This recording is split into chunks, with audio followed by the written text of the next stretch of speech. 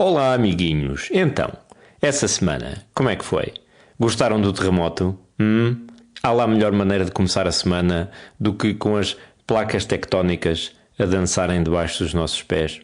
E por falar em dançar, o episódio de hoje vai ser um pouco especial, porque nós recebemos a visita da Ruth Correia e falámos imenso de muitas coisas, malha, jogos de vídeo, malha, mais jogos de vídeo, consolas, PCs, malha e toda uma série de assuntos que vos interessam. Ora, a conversa correu tão bem, mas tão bem, mas tão bem que nós perdemos a noção do tempo e gravámos quase 2 horas de episódio.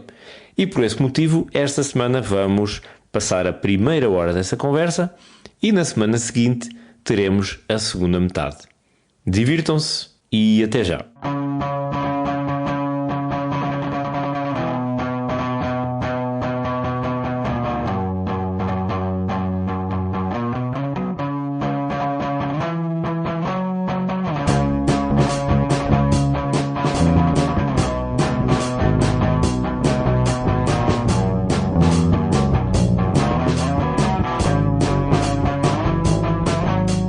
Hoje é dia 5 de agosto de 2024 e este é o podcast do Ubuntu Portugal, o show sobre Ubuntu, software livre e outras cenas.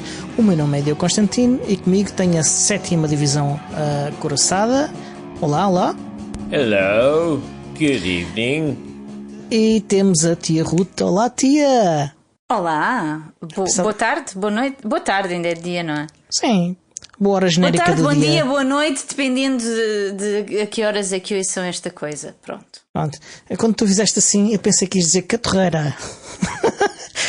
Olha, na última edição das tias eu estava muito tia, não sei porquê, mas de facto estava. Mas pronto, enfim, não há nada que eu possa fazer sobre isso. De vez em quando acontece, devo ter algum género da bateria, infelizmente, eu preferia não ter, mas de facto às vezes fica assim um bocado de quieque.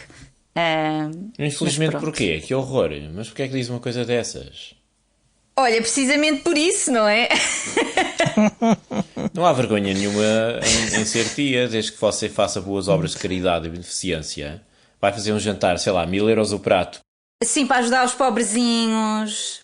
Para poder ajudar os pobrezinhos. Sim, depois com o dinheiro que é angariado no jantar, compramos massa e arroz e aquelas coisas que os pobrezinhos gostam. Sim, podemos ir brincar aos pobrezinhos. Que enfim, não vale a pena continuar isto. Há uma música que tem precisamente esse tema, eu depois vou deixar o link nas notas. Tá. Vamos brincar a caridadezinha, o título. Muito bem. Bem-vinda de novo, ou de volta, tia Ruth. Já não vinhas ao podcast há muito tempo, há muitos anos. É verdade, eu já cá estive há muitos anos. Com previsões para um ano qualquer, que eu já não me lembro quando é que foi, mas já foi há muitos anos. Foi para ir para 2018, porque acho que foi o primeiro ano do podcast. A gente começou em 2017, portanto deve ter sido previsões para 2018. Portanto, isso foi antes da grande pandemia de Covid-19. Muito antes, muitíssimo antes, mesmo muito antes. É verdade. Falámos de Bitcoin. Também, é o que eu me lembro. Também. E de previsões para o ano seguinte. Sim, a parte das previsões tinham a ver com Bitcoin. Era para apostar quanto é que ia valer o Bitcoin no ano seguinte. Qual de vocês é que acertou? Eu acho que no primeiro ano que ficámos empatados. Foi mesmo muito mau. Foi daqueles anos em que cada um acertou em uma pergunta ou coisa assim. Portanto, é previsão. Enfim. Acho que ficámos empatados no primeiro ano, depois ganhou ele, depois ganhei eu, depois ficámos empatados outra vez. Enfim. Também teve. Eu sei o André que. Paula. Eu acho que naquele que eu fiz. Exato, estava o André Paula também. Sim, Bitcoins é com ele. Ele é que é o homem das Bitcoins. Foi durante muito tempo no nosso podcast. Bem-vinda de volta. Obrigado por teres vindo. E para quem se não se lembrar muito bem de ti, porque já foi há muito tempo, apresenta-te um bocadinho. Olá, eu sou Ruth, a tia Ruth, amante de software livre e outras coisas livres, como o conhecimento.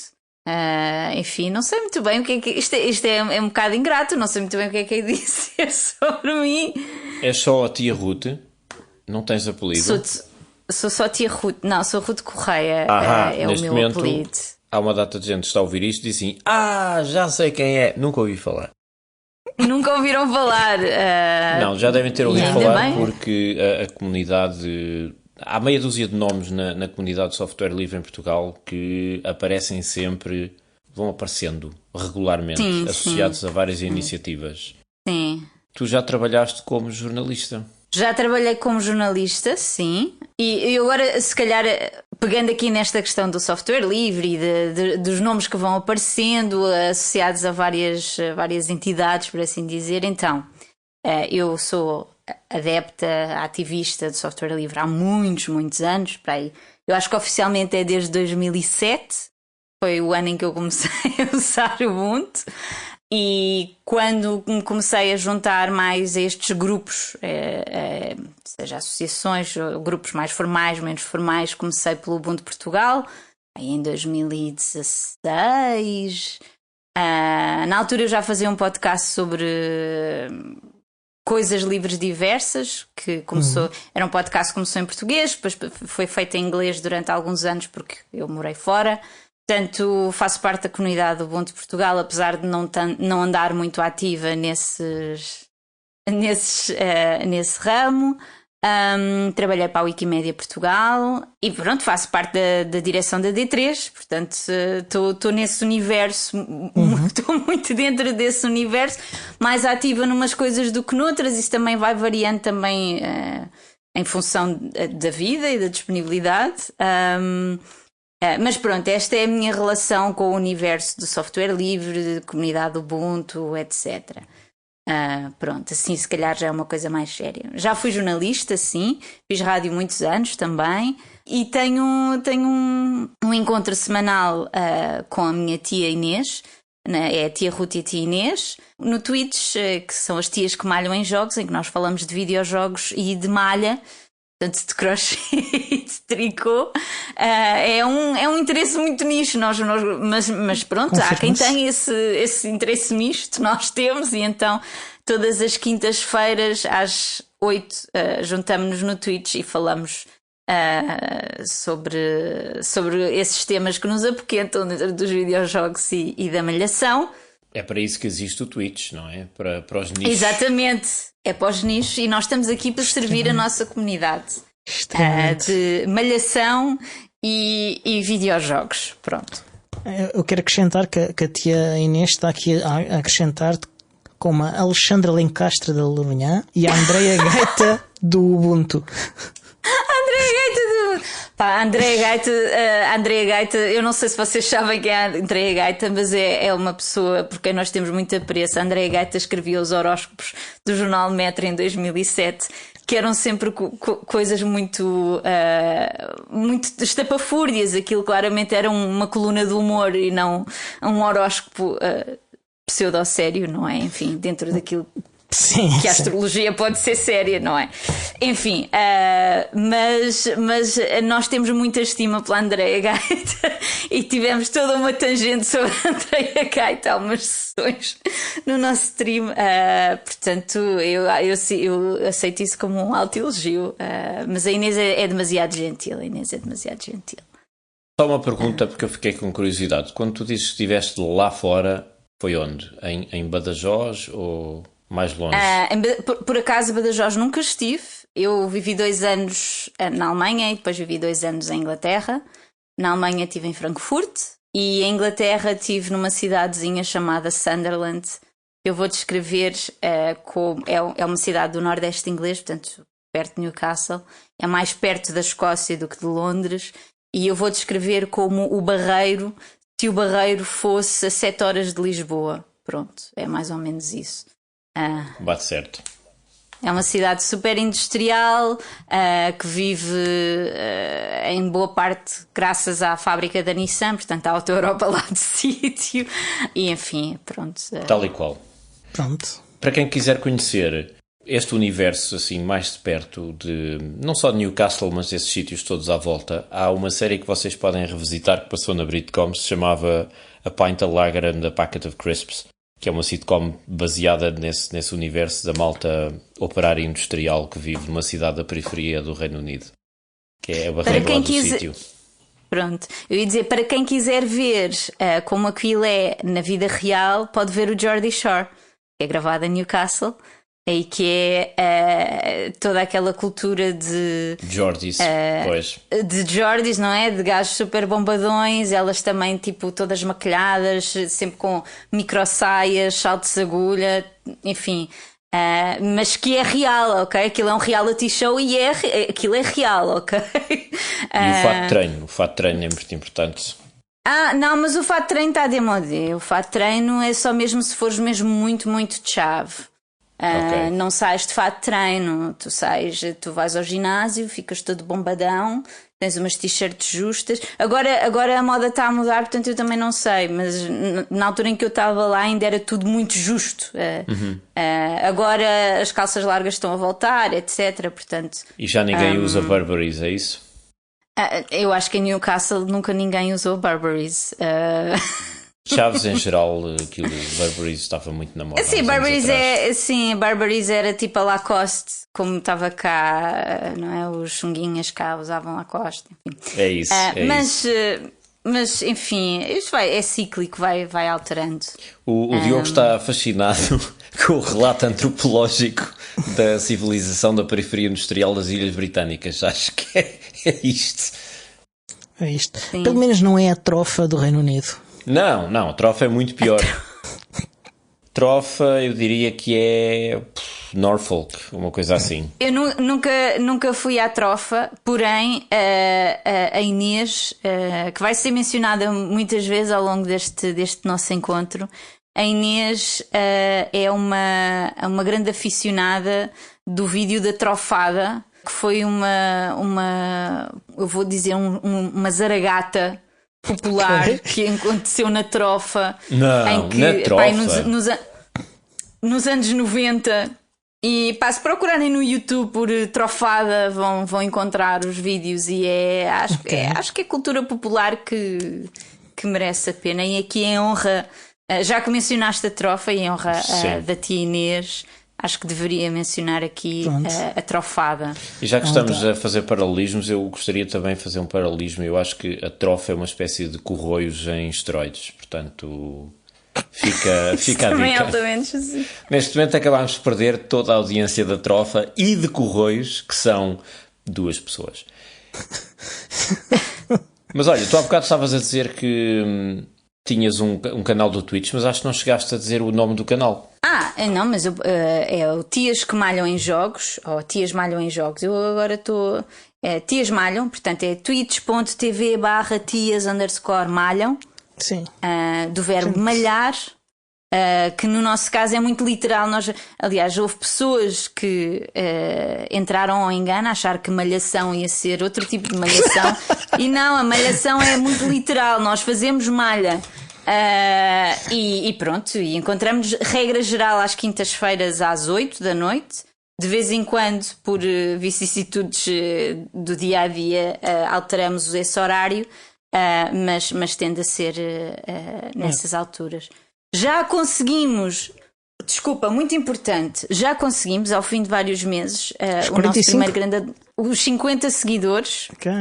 E por isso, neste momento, nós transmitimos com um overlay do DOT. Eu não sei se vocês se lembram do DOT. Eu sou muito velho para me lembrar do DOT, mas tenho uma vaga ideia. Não, eu lembro. Eu lembro muito bem. Na televisão. Exatamente, e que dava prémios se tu não mudasses de canal, não é? Pronto. Há um sketch incrível do programa da Maria, que é o Nuno Lopes a fazer de Marco a dar um chute ao Dot. Portanto, esta sequência de eventos, todas estas frases fazem sentido. Nuno Lopes a fazer de Marco a dar um chute ao Dot. Porque tinhas os dots gigantes e que, pronto, enfim, as pessoas... Havia outro sketch que era o Adote um Dot. Sim. Exato, Adote um Dot. É no seguimento desse. Pois é tipo... o backstage desse sketch, que é o Marco a dar um chute ao Dot.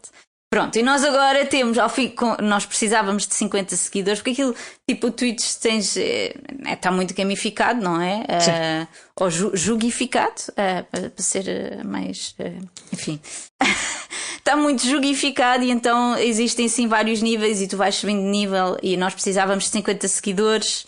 A expressão correta seria ludificado. Ludificado. Ai, pronto. Isto é um canal muito erudito. Eu não tenho estudos para isto. Não tenho estudos para isto. Eu aqui, por acaso, tenho livros atrás de mim, mas é tudo são os meus livros da malhação. Aí o que aconteceu no seu canal é que você captou uma audiência que vem de outra geografia, provavelmente, né? Já malhação, deixa eu ver. Aí não, era outra malhação. E depois foram um bocadinho ao engano. Mas às vezes as pessoas ficam, portanto tem piada, mas já aconteceu isso. Quando é que tu te metes nesse tema dos jogos? Qual é a tua relação com os jogos? Quando é que começa? Jogos de computador, jogos informáticos? Assim no geral? Sim. Desde criança, eu jogava quando era miúda, sei lá. Começaste por jogar em que sistemas? Comecei por jogar PC, porque o meu pai tinha um 486 e tinha uma coleção engraçada de jogos semi-pirateados que rodavam rodavam assim em disquetes, pronto. E lembro-me de ser miúda, não sei, 6, 7 anos, e jogava o Aladino, tinha um jogo do Aladino, tinha um jogo da Bela e do Monstro, que eram os do DOS, do MS-DOS, que são clássicos. Depois perdi muito tempo a jogar Roller Coaster Tycoon, aí já um bocadinho mais velha, se calhar. Depois uma das coisas fixes que era... Eu quando... uma das poucas... Não há muitas vantagens em ser irmã mais velha. É uma coisa que eu descobri ao longo da vida. Não há muitas vantagens em ser irmã mais velha, sobretudo se és a única rapariga. Mas eu tive algumas vantagens. Tinha uma vantagem que é, como era mais velha, quando o meu pai trocava de computador ou quando os meus pais trocavam de telefones, eu adquiria... Exato, eu ficava com esses artefactos. E de facto fiquei com o 486. Tinha também um jogo que era tipo uma espécie de Mario Kart, mas não era um Mario Kart, mas era um jogo de cartas e que é muito parecido com o Mario Kart da SNES. Tive a minha primeira consola a sério, pronto, a minha primeira consola que era minha. Tive um Game Boy Color também. Um Game Boy Color. Eu sou mesmo velho. Eu só tive um Game Boy, mas não era o Color, era verde era e preto. Antigo, pronto. O original, o meu não, aquilo mamava 4 pilhas em 5 horas ou 6, aquilo ficava logo sem pilhas. Exato. Sim, aliás, uma das grandes revoluções da minha vida foi quando, a certa altura, os meus pais compraram umas pilhas que eram recarregáveis. Pois é, pois é. E a certa altura eu arranjei... Não, minto. Isso sim foi uma revolução, mas foi mais tarde e já não foi para o Game Boy, já foi para outras coisas. Mas eles compraram-me um daqueles packs de acessórios, não é? Que traziam uma parafernália de coisas, tipo uma bolsa e uma lanterna que tu ligavas, porque o ecrã também não era iluminado, não é? Aquilo é um milagre, como é que... Quer dizer, é um milagre. Eu sou míope e astigmata, e eu acho que o Game Boy Color tem... todos os ecrãs têm algum peso nisso. Mas esse conjunto de acessórios que tinham uma bateria, que na verdade eram 2 pilhas recarregáveis que eu podia ir carregando e que podia jogar também ligado ao transformador. Mas quer dizer, ninguém quer jogar um Game Boy ligado à corrente. Isso ser uma possibilidade para mim, ele tinha lá, acho que o meu já tinha a possibilidade de fazer isso, mas eu nunca soube sequer da idade ele não vinha com um transformador incluído. Portanto, pois, exato. Eu nem fazia ideia para o que era aquilo. Eu só percebi porque de facto aquilo vinha tudo junto, não é? Porque senão eu também nunca teria feito isso. Mas acho que devo ter feito para aí uma vez e acho que até já era mais crescido. Eu jogava sempre com a bateria, que depois aquilo ficava com parecia um rabo enorme no Game Boy, uma coisa super pesada. E transformava uma coisa que era leve e ergonómica para as minhas mãos pequenas numa coisa um bocado pesada e não assim e não tão confortável. E pronto, e depois a partir daí, quer dizer, os meus pais tinham uma PlayStation 2. Eu assim, parafraseando uma amiga minha que uma vez com quem eu trabalhava, e há uma vez nós estamos na FNAC do Chiado e de repente encontrei o meu pai na FNAC. E começámos a falar de banda desenhada e de jogos e não sei o quê. E depois a minha amiga virou-se bem e disse tipo, agora eu já percebo porque é que tu és assim, tu não tiveste opção, só podias ser nerd. E é um bocado isso. Mas o teu pai fazia o quê exatamente para ele ter acesso a essa cultura? Meu pai era e é informático, ele é técnico de sistemas informáticos. Acho que sempre, quando era mais novo, ainda antes antes de seguir essa vida profissional, não sei, agora se calhar estou a misturar datas, mas ele já tinha ele tinha um Spectrum, ele gostava muito de jogos de tabuleiro e de jogos de estratégia, e portanto, enfim, acho que era mais ou menos inevitável. Eu lembro-me do meu pai jogar muito uma coisa que era o Panzer General, que era um jogo de hexágonos com tanques, não é? Pronto, enfim. Não é muito a minha cena, mas de facto eu gosto muito de banda desenhada, gosto muito de videojogos e acho que é muito óbvio que vem daí. Sempre existiu em minha casa. E apesar de dentro depois dos jogos e da banda desenhada termos interesses muito diferentes, o tipo de coisas que consumimos acaba por ser bastante diferente, mas de facto, enfim, eu sempre joguei, tive computadores dentro de casa muito cedo, numa altura em que não eram assim tão comuns. Quer dizer, eu sou um bocado mais nova do que vocês, mas estamos a falar dos anos 90. A maior parte dos meus colegas não tinha computador em casa, só tive um bocado mais tarde. Eu só tive um computador pessoal já no ano 2000, final de 1999.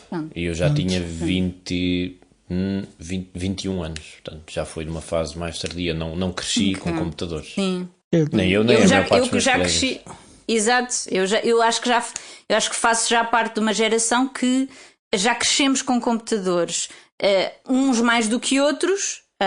Muita gente já só na fase adolescente. Eu cresci um bocadinho mais cedo, porque lá está, o meu pai era informático, tinha um computador em casa, mas também era uma lógica de computador muito diferente do que é hoje em dia, não é? Tipo, era um computador que era partilhado pela família. Era um bocado como a televisão, não é? Era uma televisão que era partilhada, era uma lógica diferente de utilizar. Sim, mas se bem que eu e os meus irmãos temos muita diferença e portanto eu já não tive de lutar com eles para ter acesso. Para ter acesso, mas por exemplo, lembro perfeitamente quando passámos a ter internet sem fios, que foi assim uma revolução.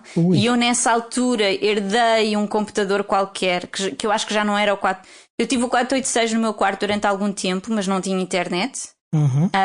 E depois eu acho que os meus pais arranjaram um computador novo e eu tinha um penduricalho que eu ligava ao meu PC e eu conseguia ter internet no quarto, sem fios, que era assim uma coisa incrível. Portanto, mas acho que já faço parte de uma geração que cresceu com computadores. Portanto, já cresceu num ambiente semi-digital, não nada a ver com hoje em dia, obviamente, mas que já tinha uma certa predisposição para... Já tinha mais acesso, por assim dizer. Mas tu entraste logo com 486 e disquetes. Não passaste pela fase das cassetes. Não. Só disquetes. Eu tenho uma pergunta ainda sobre uma coisa que já disseste, Ruth. E tenho curiosidade porque há um certo paralelo com a minha própria vida e com a minha própria infância, e é se o teu interesse pelos computadores foi algo que o teu pai estimulou-te a ti, ou se por haver perto de ti te deu a oportunidade de explorar alguma curiosidade que já tinhas por ti própria. Eu não sei muito bem, porque, por exemplo, o meu pai tem uma máxima que é: se não sabes, não mexes. Isso também eu acho que se calhar limitou alguma exploração extra que eu pudesse ter feito. Mas não sei, na verdade, acho que é uma coisa sempre esteve lá. E, portanto, eu tinha acesso a. E eu não sei, eu gostava de tecnologias, gostava de computadores, eu acho que se calhar noutro contexto poderia ter ido para a informática, mas não fui porque eu não gostava de matemática, gostava de física, mas não gostava de matemática. Também não gosto. E portanto não. Enfim, fui para letras, era o que eu gostava era de história, de literatura e de geografia e de línguas e enfim, mas sempre gostei de sempre gostei de tecnologia e eu acho que como tinha acesso também acabava por uma coisa puxar a outra. E lá está, depois a partir de uma certa altura, quando era adolescente, passei a ter computador no meu quarto, no início ainda sem internet e depois mais tarde já com internet, e não sei, tipo quando eu era adolescente, as minhas noites eram passadas online, não é? Primeiro no IRC, depois o meu primeiro namorado eu conheci no IRC, portanto, enfim. Não és caso único. Muito bem. Mas não sei, eu acho que isso não é assim, não há uma grande resposta à tua pergunta, mas acho que simplesmente aconteceu. Okay. Exato, é que eu tenho. Ok, e depois disso, sei que houve uma ligação ainda mais forte aos jogos, mais tarde. Sim, mais tarde. Eu acho que me afastei um bocadinho dos jogos, como as pessoas normais, quando entram na faculdade e têm de, enfim, equilibrar algum estudo com alguma farra. E, enfim, o tempo livre escasseia sempre, mesmo quando é imenso.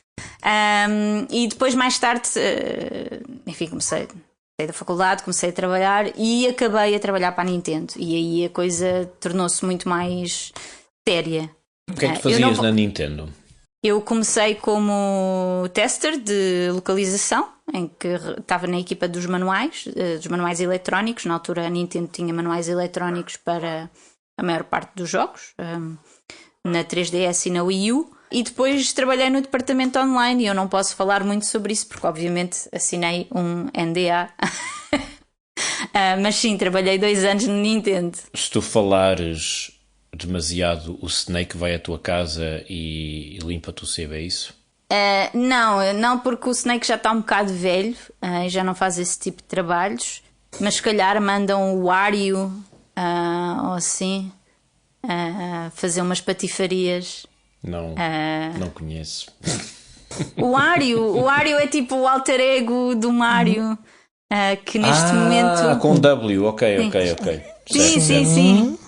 Que Exato. é tipo o alter ego. Não é bem um alter ego, é uma outra personagem, mas sim. É o Mario, mas mau, sim. Sim. Pronto, Quem é que tem a máquina de lavar a trabalhar? De repente ouviu-se assim. Eu ouvi qualquer coisa também, mas não, acho que não veio daqui. Cara, descompensaste-me completamente.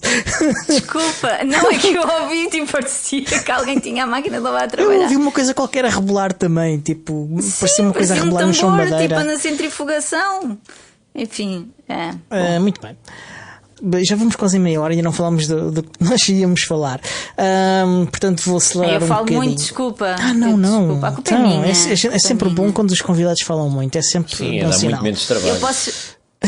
Pronto, Também. é assim, eu também posso já dizer-vos, posso ficar um bocadinho mais, não tenho de acabar às 8. Vocês é que são pessoas ocupadas, imagino que É só por causa do Alex. Mas isto é um episódio de verão, é descontraído e tal. Exato. Pronto, tu estiveste na Nintendo, continuas a jogar mesmo depois disso, não é? Continuo obviamente. a jogar, claro.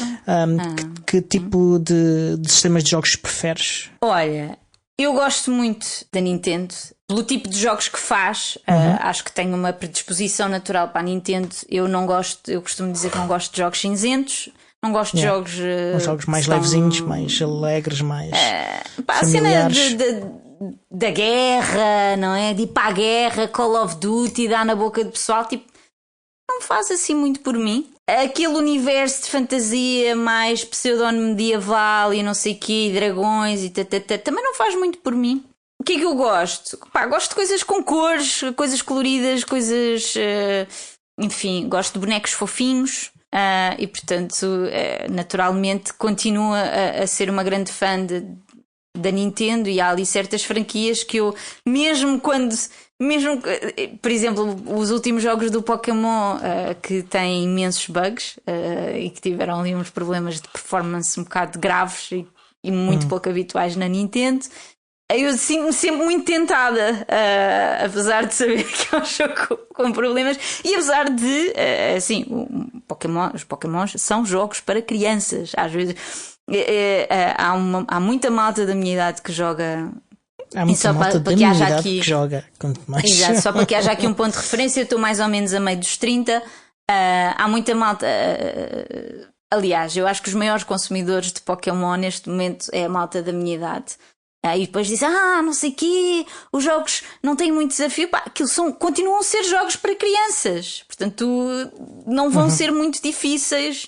É suposto ser uma experiência mais ou menos relaxada, mais ou menos fofinha para a criançada. Mas pronto, gosto muito da Nintendo. Durante muito tempo joguei PlayStation, porque o meu querido tinha uma PlayStation 4 e jogávamos os dois.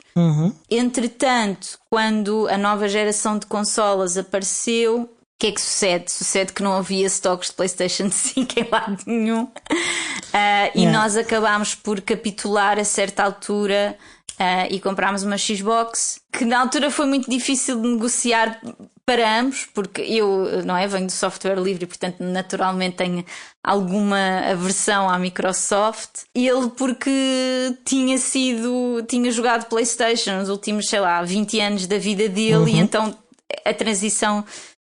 mas nós estávamos a precisar de uma consola nova, porque 2 Switches não eram suficientes, e nós temos problemas. Todos os casais têm problemas com a Switch, é um facto. Há um estudo sobre isso, há vários inquéritos até. Há casais que se separam porque um é Xbox e o outro é PS. Pronto. Portanto... Um EPS. Enfim, e então arranjámos uma Xbox. Sim, eu percebi, agora estava a tentar não entrar no buraco negro. Mas arranjámos uma Xbox, uma Series S, que é mais pequenina, e gostámos muito da experiência, e depois fizemos o upgrade para a X, e depois, passados uns tempos, arranjámos uma PS5, e agora, tipo, assim, eu tenho problemas com consolas. Não, pelos vistos não tens, tens todas. Pois, mas eu vou dizer que sou uma colecionista e por isso tudo se justifica. Pronto, e neste momento aquilo que eu tenho jogado mais é o Steam Deck, e é aquilo que eu tem sido uma experiência mesmo muito, muito boa. Podes mostrar para a câmara o teu Steam Deck para as pessoas que estão a ver o vídeo? Isto é só para os patronos, um exclusivo. É um exclusivo para os patronos. O Steam Deck é fabuloso, de arrasar. Super piroso. É de arrasar, é a rainha da noite. Escreve para quem está a ouvir. Então, eu até estava aqui a ver se ligava. Ele está mesmo desligado? Eu achava que ele estava só adormecido. Está aqui. Pronto, só para vocês verem. Está aqui. Uau! Isto são os jogos que eu tenho instalados, enfim. E as demos e não sei o quê. Pronto, portanto, estão a ver coisas com cores. Coisas fofinhas. É o tipo de coisas que eu gosto. Muito bem. Então, este Steam Deck é um Steam Deck OLED de 512 GB. Ok. Tem uma carcaçazita.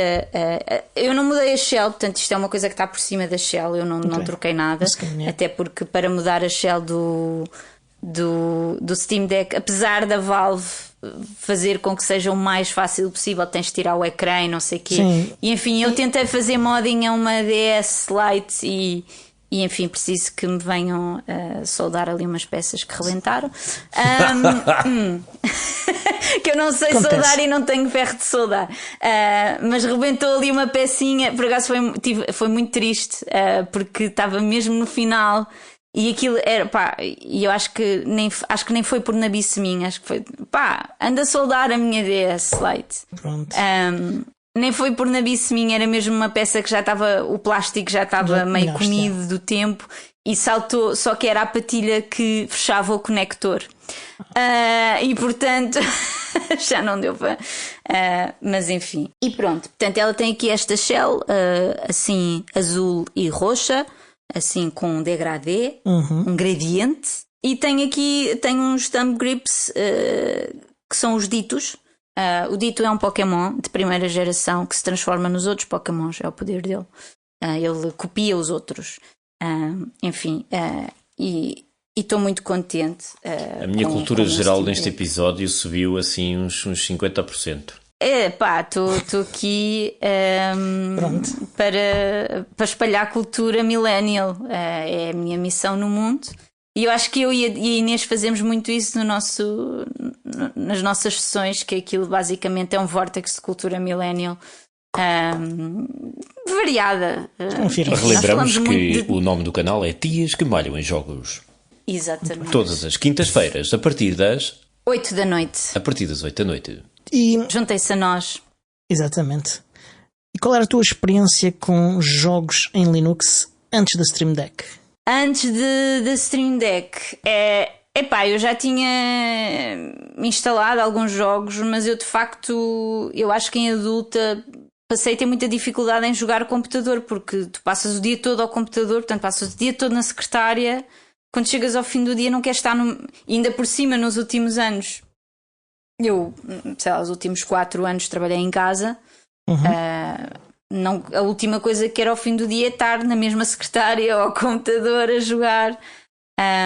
E confesso que com os anos eu prefiro muito mais hoje em dia jogar com um comando do que jogar, por exemplo, com o teclado ou com o rato. Acho que já nem sei fazer isso.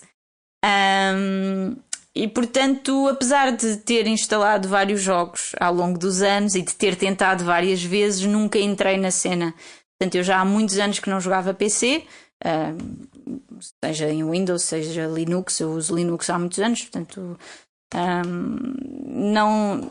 não jogava muita coisa.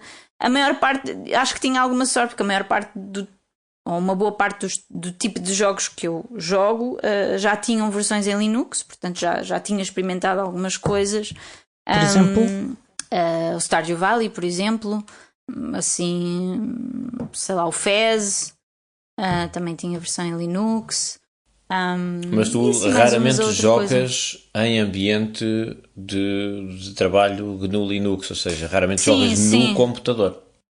Sim, eu deixei de fazer isso basicamente no início da vida adulta. Deixei de jogar ao computador quase completamente.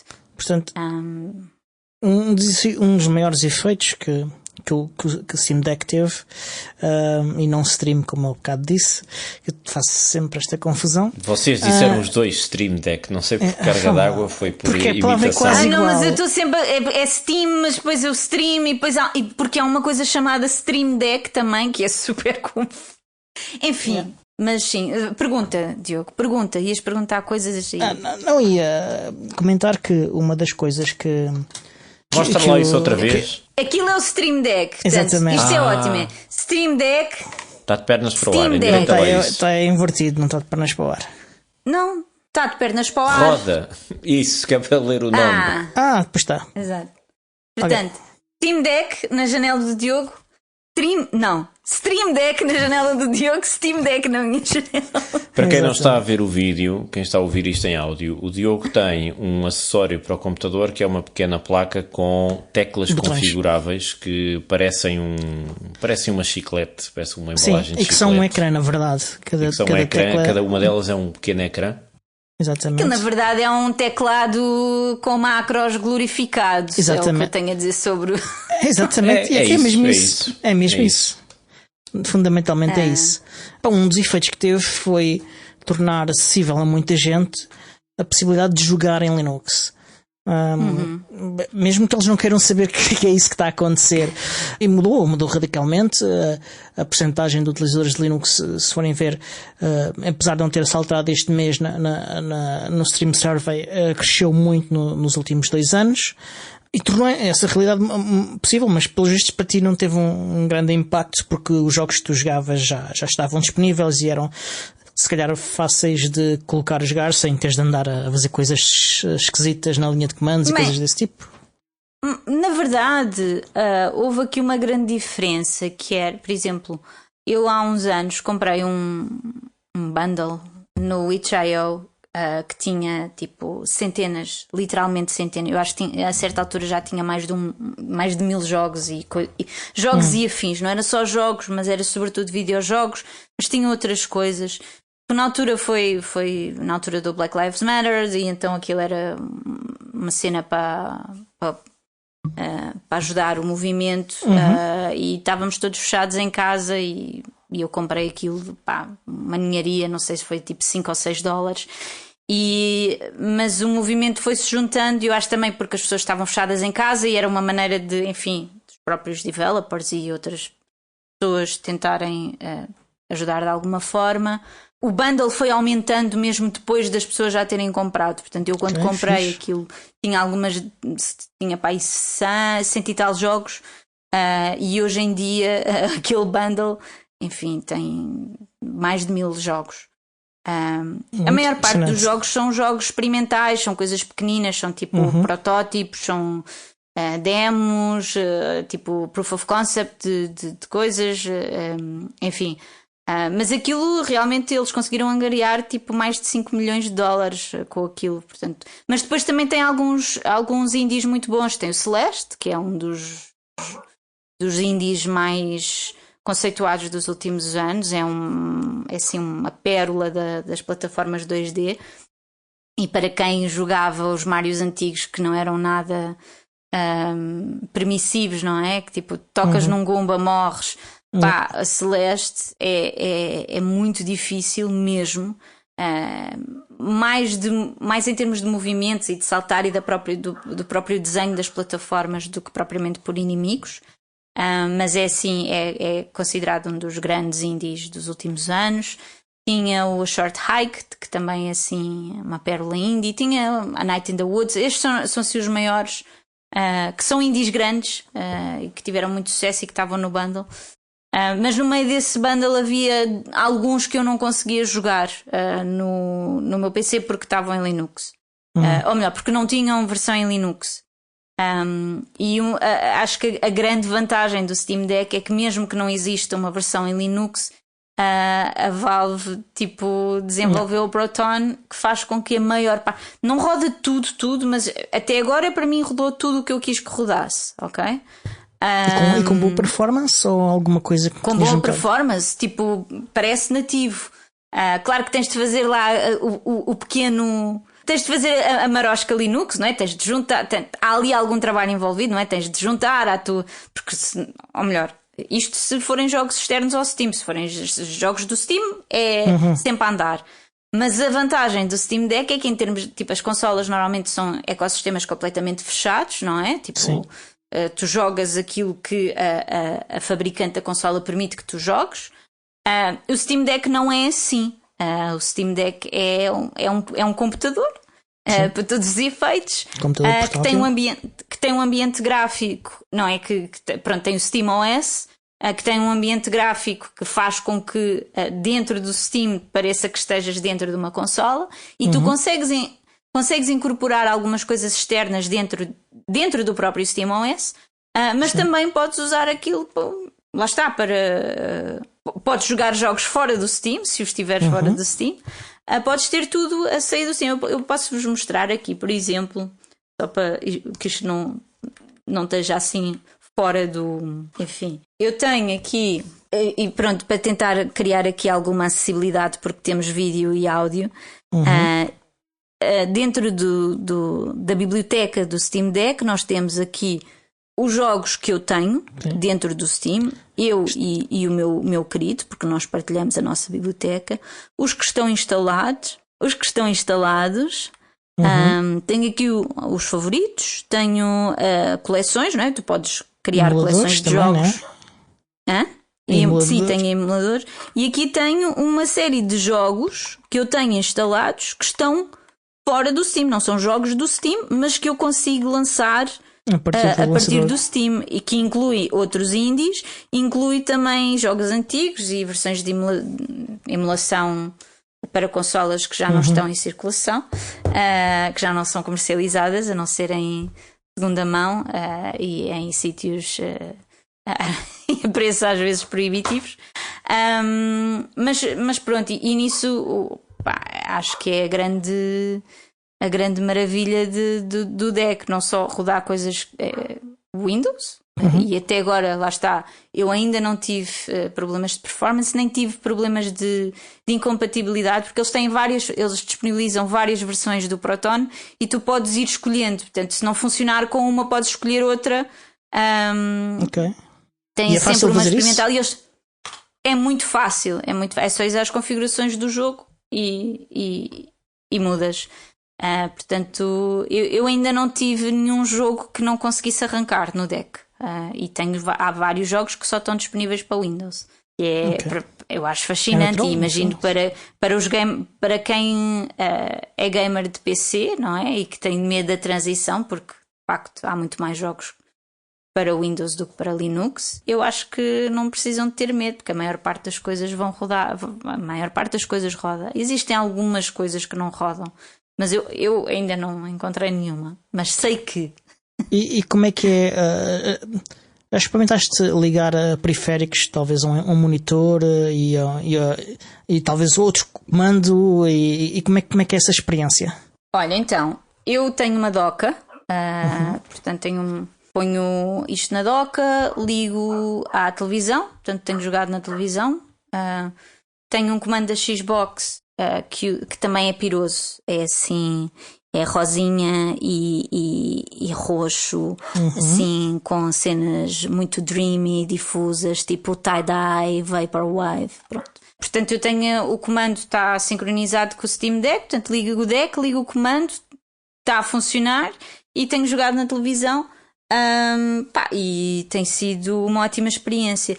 Nem todos os jogos, e aqui, por exemplo, comparando com o Xbox, que é o que eu uso mais além do Steam Deck, a resolução nem sempre é melhor. Às vezes é preciso fazer alguns ajustes, porque estás a passar de um ecrã super pequeno, faz 720p para outro maior, e para não sei quantas polegadas, e de facto em certos jogos isso nota-se.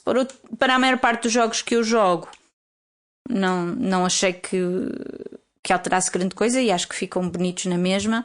E enfim, portanto, também já liguei o rato, não é? Sobretudo no primeiro dia em que estive a configurar e a pôr os jogos que estão fora do Steam, dentro do Steam e não sei o quê. Isso é alguma coisa que tens de fazer com rato e teclado, e não há muito a fazer.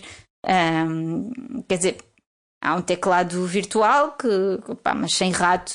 E sim, estes padzinhos aqui, portanto estes quadrados debaixo dos joysticks, na verdade eles funcionam como rato, e aqui estes botões de trás também como botões de rato. Mas não é muito prático. Pode servir para algumas coisas, mas não é muito prático. Mas quando estás a transmitir no Twitch, naquela famosa emissão do Twitch que é o Tias Malham em Jogos, como é que tu organizas isso? Estás a jogar onde exatamente? Nas Tias Malham nós neste momento ainda só falamos. Nós malhamos e falamos. Portanto, é beca-beca sobre jogos. Nós já tentámos fazer algumas experiências com a Switch. Por acaso com o deck acho que ainda não experimentámos. E quem está a gerir a parte da transmissão é a Inês. Como é que ela faz? Não sei, mas aquilo parece-me ser muito complexo, porque ela tem várias coisas ligadas ao mesmo tempo. Eu só apareço, na verdade, eu não, enfim. Ainda não experimentaram fazer sessões de jogos, as duas em simultâneo, a partir do Steam Deck? Então. Não, mas por acaso é uma cena que podíamos tentar. Mas não, ainda não houve isso. Houve uma altura em que experimentámos com a Switch. Mas não correu muito bem. Já temos aqui polémica no chat. O Diogo pode dar uma mãozinha nisso, porque ele é perito em OBS e outras coisas que são úteis para fazer transmissões em emissões. Podcasts e assim. Mas entretanto já temos aqui polémicas no chat. A Tia Inês está a dizer polémicas no chat. Exatamente. Polémicas no chat. Dramas. Aliás, muito ao estilo do próprio Tias que malham nos jogos. A Tia Inês está a dizer fake news. Já joguei Bundle Tale no stream com Steam Deck. Eu não me lembro disso. Ui! Mas eu tenho problemas de memória. Eu não me lembro disso, Inês. Pronto. Entretanto, o Pedro Gaspar também fez aqui uma pergunta. Eu vou dar uma resposta por ti, mas corrige-me se for falso. Ele pergunta se já usaste o Steam Link para jogar PC. Se usas, aliás, não é se já usaste, se usas o Steam Link para jogar no PC. E eu presumo que não, porque tu disseste que não jogas no PC. Não jogo PC. PC, para mim, foi uma coisa que acabou no final da minha adolescência, quando entrei no mercado de trabalho. Aliás, eu acho que na faculdade já jogava muito correr pouco. os jogos no PC e com o Steam Link ligar, se calhar, na consola e jogar na consola. Pois, a cena é tipo... Eu acho... É assim, a menos que...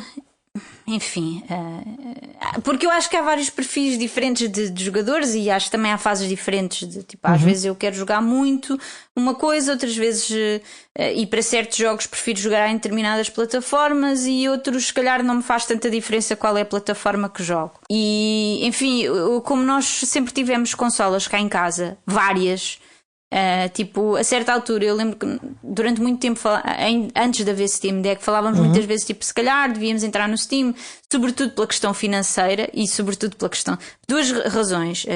Para mim as grandes vantagens do Steam são em relação a uma consola, vou dizer normal, tipo Xbox, Switch, enfim, é a questão de acesso, porque há muitos jogos que são desenvolvidos e que saem primeiro para PC e que só muito tempo depois é que chegam às consolas. E muitas vezes isso só acontece se for um jogo que tenha sido muito bem sucedido ou que já tenha um hype muito grande. Mas eu também gosto assim, de molhar os pés em coisas um bocado mais experimentais, um bocado mais fora, um bocado indie, tipo... e portanto, enfim, sentia que acabava por perder aí muita coisa. Acho que a Switch veio melhorar muito isso. Houve muita coisa que inevitavelmente saiu para a Switch. A Switch é um monstro de... Sim. Acho que pelo esta tipo área de das experiência consolas que móveis, consegue, não é? Exato, e porque consegue oferecer uma experiência muito mais... enfim, a Nintendo a provar que a potência não é tudo, não é? Tipo... Tu tens bons jogos e se consegues oferecer uma experiência melhor ao utilizador ou a quem está a jogar, então é natural que as pessoas queiram utilizar a consola e sobretudo para coisas indies, não é? Que normalmente não têm assim grandes dramas ou não têm grandes exigências em termos de, sei lá, de processadores e de memórias e não sei o quê. Normalmente rodam bem, com a vantagem de que a Switch de facto era uma consola híbrida, não é? Era portátil, era e é. Ela ainda não morreu, ainda tem coisas assim. Parece que está a morrer, mas tipo, parece que está a morrer há 2 anos, mas continua ali a bombar e eles continuam a lançar jogos e vão lançar um Zelda novo, enfim. Outra vez? Mas... Não lançaram um ano passado? Lançaram, mas este é um Zelda... que é como o Link's Awakening, portanto são os bonecos mais pequeninos, fofinhos, não é tipo Tears of the Kingdom ou Breath of the Wild, acho que não é mundo aberto. Mas sim, e então aqui, voltando atrás, desculpa, que eu fiquei aqui um bocado a boiar na maionese, mas falámos muitas vezes na cena do Steam Link pela questão de acesso aos jogos e também pela questão do preço, porque os jogos para as consolas são mais caros. As promoções de regra geral não são tão boas e na Nintendo isso é muito óbvio. Eu acho que na Sony na PlayStation e na Xbox não é tão notório, mas na Nintendo particularmente isso é muito óbvio. Eu só posso assumir que a licença que os developers pagam para ter os jogos na Switch é um bocado mais alta e isso obriga a ter os preços mais altos e isso faz que também, mesmo quando estão em ótimos saldos, normalmente não são tão bons quanto ao Steam. Para vocês terem uma ideia, joguei aos saldos de verão do Steam e eu ia tendo uma apoplexia porque eu cheguei e naquele dia às 6 da tarde, que foi quando começaram os saldos, de repente eu tinha tudo na minha lista em saldos. Eu nunca tinha visto uma coisa assim. E depois foi muito difícil tomar decisões porque, sei lá, eu tenho uma lista de de desejo no deck que é muito longa. Às vezes são coisas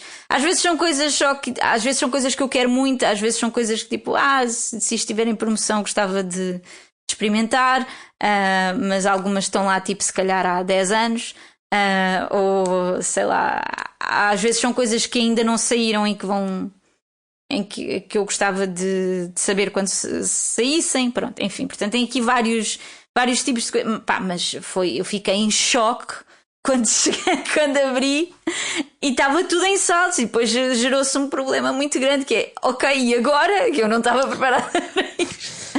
Demasiada escolha. É demasiada escolha, isso é muito real. Eu tenho sentido muito isso nos jogos em particular, nos jogos em geral. O problema dos jogos de facto é a fragmentação, porque depois há pessoas que gostam do jogo X que só existe para a consola X, do jogo Y só existe para a consola Y, e é uma chatice.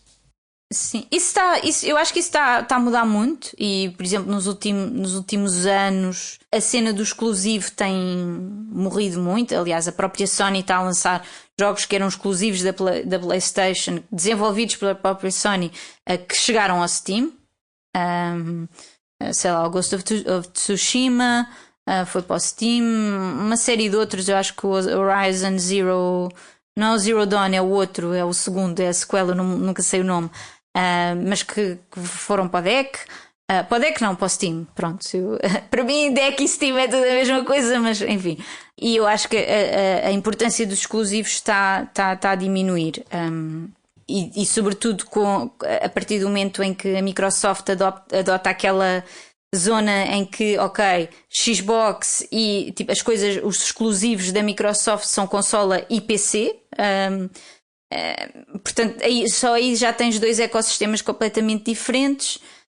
E eu acho que isso obrigou a mudar um bocado a visão. Claro que depois há exceções. A grande exceção é sempre a Nintendo, porque a Nintendo vende consolas para vender os seus jogos. Portanto, o negócio da Nintendo é vender jogos, mas para vender aqueles jogos tens de ter a consola da Nintendo. Aliás, em termos de negócio é mais ou menos isso que acontece em todas, só que na Sony e na Microsoft fazem-se outras coisas além dos jogos, na Nintendo não. Acho que essa é a grande diferença, e portanto todo o core do negócio da Nintendo e da maneira como eles veem os jogos é muito diferente das outras, e portanto eles têm têm as franquias deles, têm as personagens deles, têm os jogos que não vais jogar em mais lado nenhum a não ser numa consola da Nintendo. Mas mesmo isso eles mudaram um bocadinho nos últimos anos. Tiveste ali, tens algumas experiências em mobile, tens alguns microjogos em mobile que existem para iPhone e para Android, e eu acho que já não tens tanta cena do exclusivo, e acho que tens cada vez mais interoperabilidade dos jogos. Agora, o que tu tens é quando compras um jogo numa das plataformas, não o tens necessariamente nas outras. Acho que esse é o grande desafio para o futuro. Mas esse facto de tens todos os jogos disponíveis em todas as consolas, ok, então o que é que diferencia a Xbox da PlayStation 5? Então porquê é que eu vou escolher uma em vez da outra? Porque antes o fator de escolha era realmente os exclusivos. E agora nós sabemos que por acaso a Xbox na última, não é E3, porque a E3 já não existe, mas pronto, no último grande evento de divulgação de jogos eles anunciaram uma catrefada de coisas que eu não sei se depois vão chegar à PlayStation ou não, porque muitos daqueles jogos são desenvolvidos por terceiros, mas de facto não é se está tudo completamente comodificado. Qual é o fator diferenciador e o que é que vai fazer com que tu compres uma PlayStation ou uma Xbox ou um Steam Deck? Aí vai ter muito a ver com a tua experiência de utilizador e o que é que tu privilegias enquanto jogador. Sim, e todo o retorno do investimento que fizeste, não é? Claro. Porque uma consola não é barata. Sim. E aí, por exemplo, isto já aconteceu com outras consolas anteriormente, mas neste momento ressurgiu depois da Steam Deck introduzir isso, que é a capacidade de consola funcionar como um computador pessoal. Sim, é possível. Ligas os Isso. periféricos e consegues utilizar como um console. consegues. Eu já vi algumas pessoas no YouTube que fizeram isso com o Steam Deck. Sim. Sim, o Steam Deck é super fácil. Tu muda, tipo, tu tens o ambiente gráfico do SteamOS em que estás não é, em modo consola, mas depois, tipo, só selecionar, pôr em modo computador e é um computador. O ambiente gráfico é o Plasma. É o plasma, exato. Portanto, E já experimentaste e agrada-te, não te agrada? O que é que achas? eu gosto de separar as águas, não é? A razão pela qual eu deixei de jogar computador é porque claramente não podia estar sempre na mesma posição, na mesma secretária, com o mesmo aparelho à minha frente. Portanto, eu ponho em modo computador quando preciso de fazer alguma coisa específica que o exija, mas de resto não mexo, não vejo o Steam Deck como um computador. Aliás, posso dizer, quando liguei à televisão, no início até estava um bocado confusa porque ele aparece como um PC, não é? Quando vais às fontes de imagem, ele está identificado como um PC. A própria televisão identifica o Steam Deck como PC. Mas não, eu evito misturar as águas e não uso como PC. Mas, por exemplo, se fores em viagem, se calhar já não levas mais nada do que a consola. Não. Porque em termos psicológicos eu não penso naquilo como um PC. Não quer dizer que se calhar numa situação de aperto não pudesse usar, mas sei lá, acho que se calhar faz mais sentido usar no telemóvel. Às vezes o ecrã pequeno é o problema e conseguires ligar um ecrã maior e é um pequeno teclado portátil, às vezes desenrasca melhor. Sim, mas eu não. Mas eu ia só dizer, tipo, eu não ando com ecrãs atrás, não é? Portanto, se eu for em viagem mas, por exemplo, e levar só isto, tenho só isto. Se ficares na casa de alguém, provavelmente tens lá uma televisão, ou no hotel também há de ter uma televisão, um pequeno teclado por exemplo, de um Raspberry Pi, também não só não pesa nada, como não ocupa quase espaço.